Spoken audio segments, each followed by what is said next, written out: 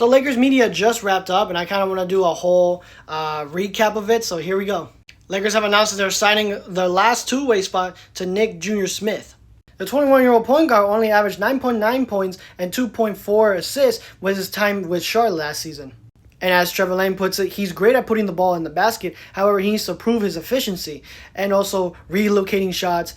This is, a move that is low risk, medium reward. Like, it's okay. Like, again, two-way contracts are very flexible, so if they decide to move on from him, obviously. But again, being 6'2" at his height and having inefficiency problems could hinder that. I mean, we all saw with LeBron James Jr., Bronny, he had those same problems last season, and he's 6'4", so maybe he'll turn out, we don't know. But hey, at least we got somebody who's a former first-round pick.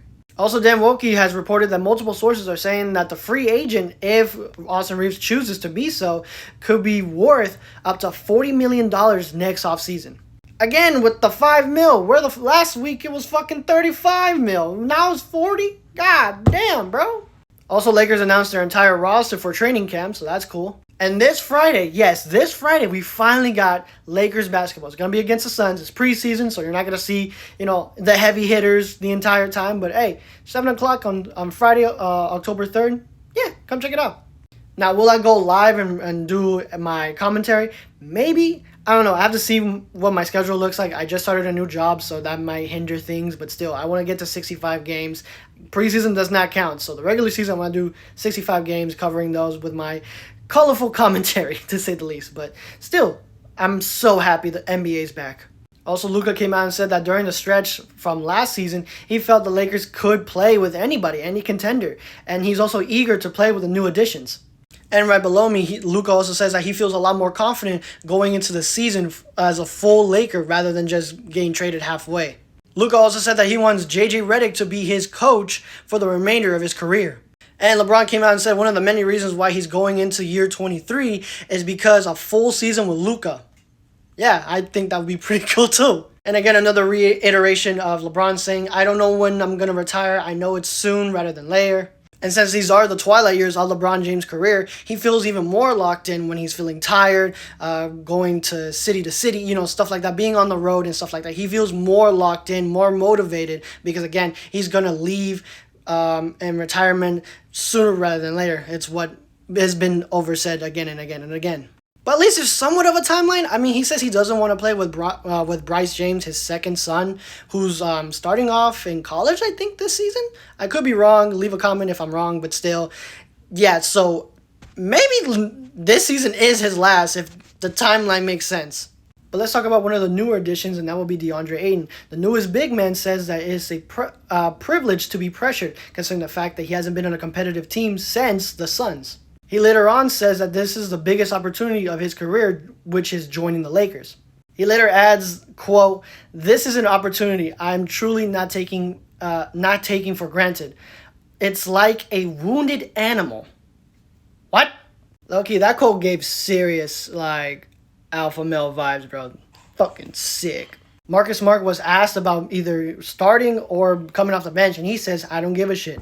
He later acknowledges the fact that the last 2 years have not been exactly grateful and that people forgot how good of a player he was, especially on the defensive end. And so now he's more motivated for that reason. And Jovan Buhan asked Marcus Smart about his defensive role potentially during the season, and he said the Lakers will rely on his defensive versatility.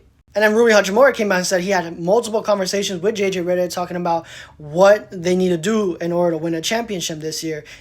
Being in championship shape, stay locked in the entire time, stuff like that. He later adds on saying that JJ Redick is looking for him to be more aggressively, both mentally and physically. He also stated that it doesn't matter who starts or comes off the bench next season because at the end of the day, it's up to JJ Redick to make that decision. But Rui Hachimura does agree that chemistry and also continuity plays into the big factor because, what if they change up the starting five and in the start of the season, we are having, a losing record? I don't know, let's say 10 games where, 4-6.